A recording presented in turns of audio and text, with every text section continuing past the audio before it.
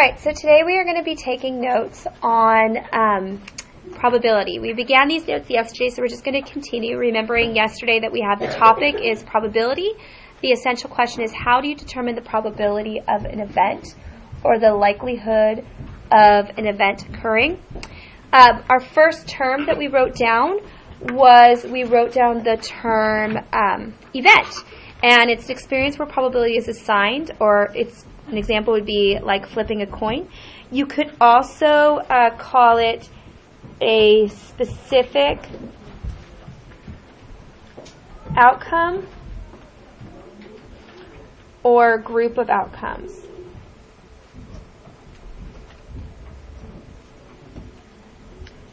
Meaning, if we are flipping a coin, the flipping of the coin, whether you want heads or tails, is irrelevant when you're talking about the term of an event. The event is just the flipping of the coin, the drawing of the card, or the spinning of a spinner.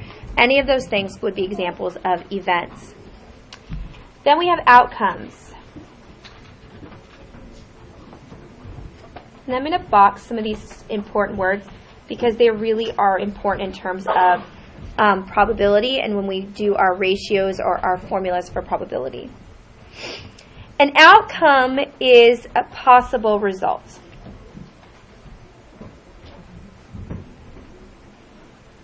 So when we're looking at the example of flipping a coin, we have two possible outcomes. You're either going to get heads or tails. You're not going to get red or green or number 2 or blue or whatever. It's either going to be heads or tails. Those are your only two options that you have. Then we have the next thing, which is important, which is a favorable outcome. And this is important because when we're looking at flipping our coin or whatnot, the favorable outcome is the one that we desire. It's the one we want to get. So if I were to say, I'm going to give you a piece of candy, if you get flipping this coin, you get it correct, and you say, I want to get heads, obviously heads is the desired outcome. You have one desired outcome out of two possible that you could get.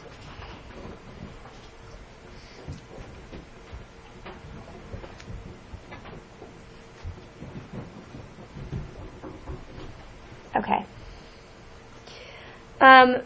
And then we have the formula for probability. I'm going to get this box out of our way.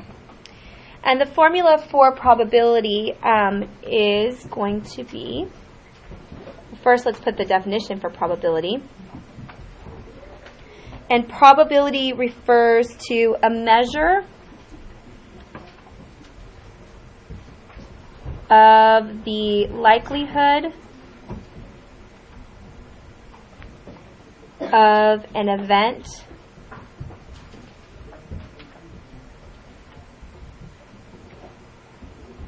occurring.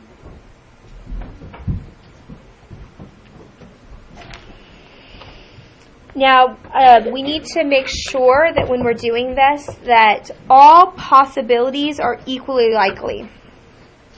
And if all possibilities are equally likely, this would be the formula we would use. We would do P for probability. The probability of an event, written P parentheses event. Let me move that up. Equals total number desired outcomes over total number possible outcomes. Meaning, you have what you want to get over how many possible options you could get. So when we think back to our dice that we talked about yesterday, our die, you have 6 possible options, and let's say you want to get an even number. Well, an even number would be 2, 4, or 6. There's 3 possible options that you want over a total of 6 that you could get. It would be 3 over 6.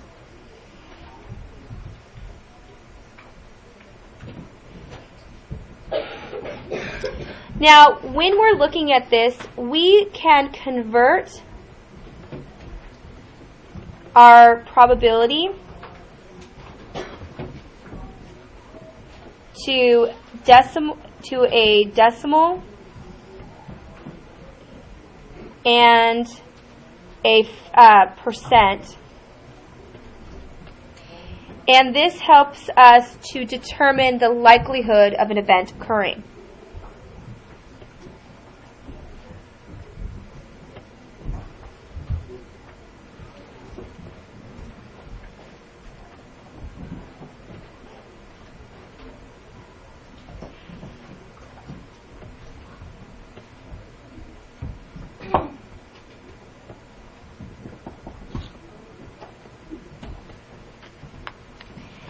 And we know this because events can be either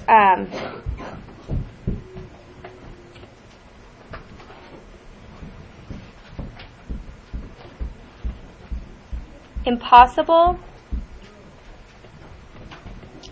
unlikely, it could be 50-50, or neither likely or unlikely. It can be likely, or it can be certain. And we do this on a scale of 0 to 1. And the closer that we find our percent or our fraction is to 1, the more likely an event is to happen.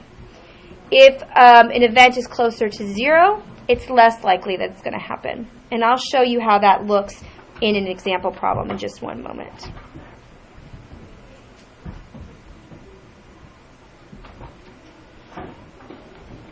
So we would say closer to 0, unlikely, closer to 1, more likely. And so oftentimes when we do this, we divide our 0 to 1 scale by tenths. So we would have 0.1, 0.2, 0.3, 0.4, 0.5. 0.5 would be a 50-50 event, 0.6, 0.7, 0.8, 0.9, and then 1. And those that are closer, when we figure out what the decimal would be, that would be telling us it's closer to a likely event.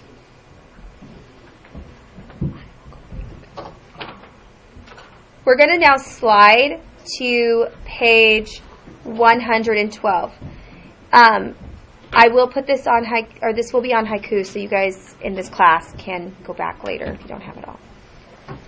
So on page 111, we're going to do an example. Because the best way to understand probability is to play with it. So example number 1. We're going to pretend that we have a bag of marbles. And in that bag of marbles, we're going to find the probability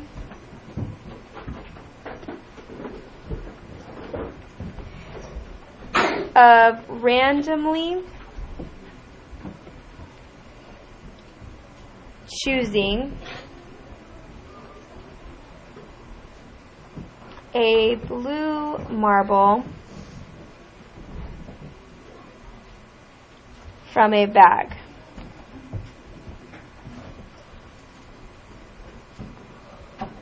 The bag contains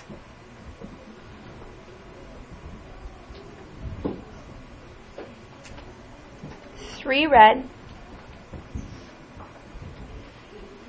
4 green,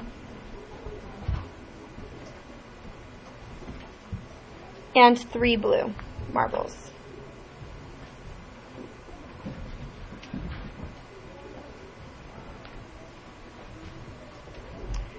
So make sure you've written all this down in your notes. So my first question, if we're looking at creating a theoretic probability or the likelihood of this event happening, and we're going to have the total marbles or the total number of marbles that we could choose from over what we want, which in this case would be the blue marbles. I just spelled marbles wrong. Okay, So if we have the total amount of blue, or the ones that we want to get, over the total possible marbles we could get, my first question is, how many blue marbles are in the bag? Ren Ferry? 3. Good. So then we got to finish filling out this this fraction for probability, this formula. How many total marbles do we have, Chloe? 10 marbles. 10, because 3 red, 4 green, and 3 blue. When we add those up, we would get 10 total. So we have 3/10. 3/10 of a chance at getting a blue marble if we draw into the marbles. So now let's convert that to let's convert 3/10 to a decimal.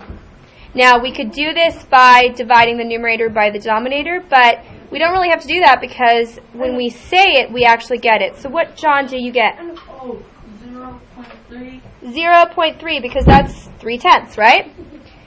Who can convert that to a percentage? How do we convert it to a percentage? Jose? We move it to the right 2 times. We move the decimal to the right 2 times, and what would you get? 30%, right? Yeah. Good. Very good. So if I'm looking now at a number line, and I have 0 to 1, 50% would be in the middle. This is 100%. This would also be 5/10. This would also be 5/10 like that. This would be 10/10. This would be 0/10. So if I'm looking at this, let's look at where this would fall.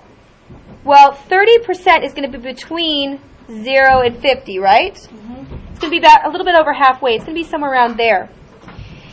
If I consider between 0 and 50, any event that happens in here is unlikely, and any event that happens in here is likely, what is the likely? Is it likely or unlikely that I'm going to get a blue marble? Unlikely. You can all tell me, class. Unlikely. Unlikely because it falls in here, right?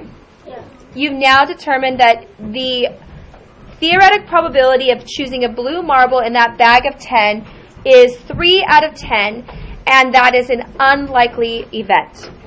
You have a 30% chance of finding the marble that you want. All right, we're going to do another example. Example number 2. On example number 2, we are going to have a spinner. I'm going to do my best to draw a spinner.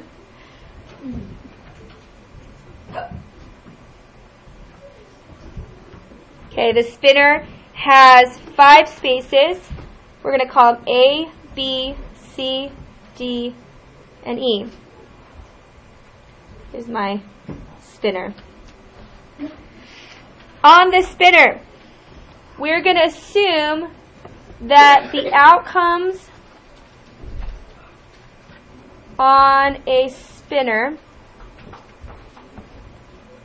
are equally likely. Meaning, each of these is an equal space around. There are 5 equal spaces. One isn't bigger than any of the other ones, because if one was bigger than any of the other ones, you'd have a better chance of getting that one. We're going to assume that if you spin, they're all the same size and you have an equal likelihood of getting any of them. Here is your question. You spin the spinner 60 times.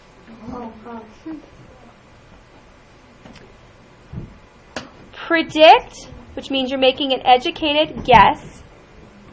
Predict the number of spins that will land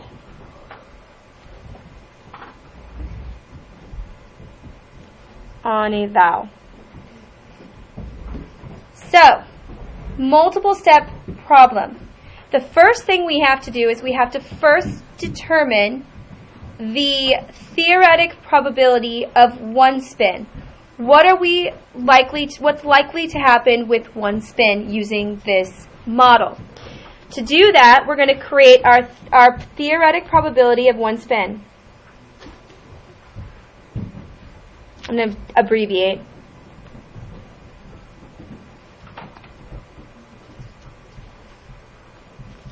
With that, you're going to have the number of desired options you have over the number of total options.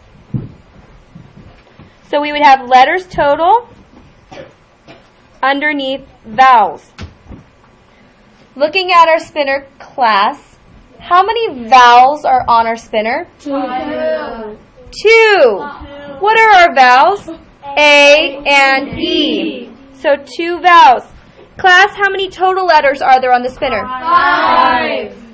So 2 out of 5 spins, you're going to get theoretically a vowel. That's your theoretic probability.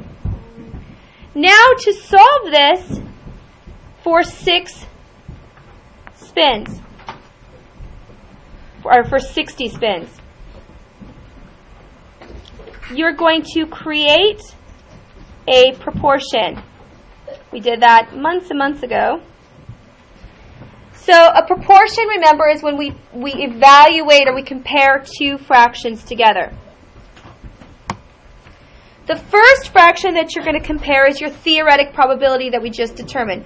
Raise your hand if you can tell me what was the theoretic probability that we just determined for spinning a vowel on that spinner.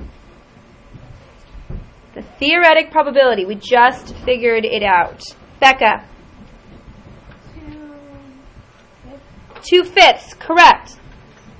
Here's our theoretic probability we just determined. It's the number of possible spins out of, the number of desired ones that we want, the number of vowels over the total number that's in the spinner. We're going to compare that to the total number of spins that we're going to do.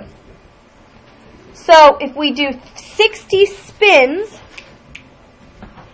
out of that 60 spins, how many, and I'm going to put a variable because it's unknown, how many theoretically could be, out of that 60, how many could be blue?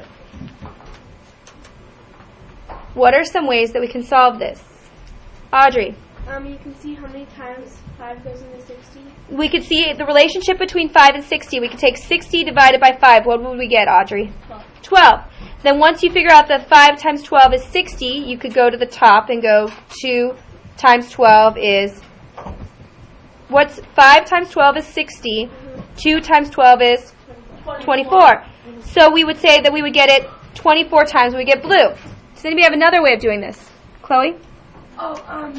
You could cross multiply. Cross multiply. I could go 2 times 60, which would be 120, and then divide by 5. 120 divided by 5, you would also get 24. So in this, we know that if I spun my spinner using the theoretic probability, which is, by the way, less than half, so it's unlikely, I will get an unlikely amount of 24 times theoretically. Now, we're going to eventually learn how to actually take this theoretic probability as a scientific hypothesis or a guess. And we're going to experiment and actually do the spinner to see if we can find out if it really does happen. All right, so we're going to pause there. And if you need to, you can go back and watch these notes.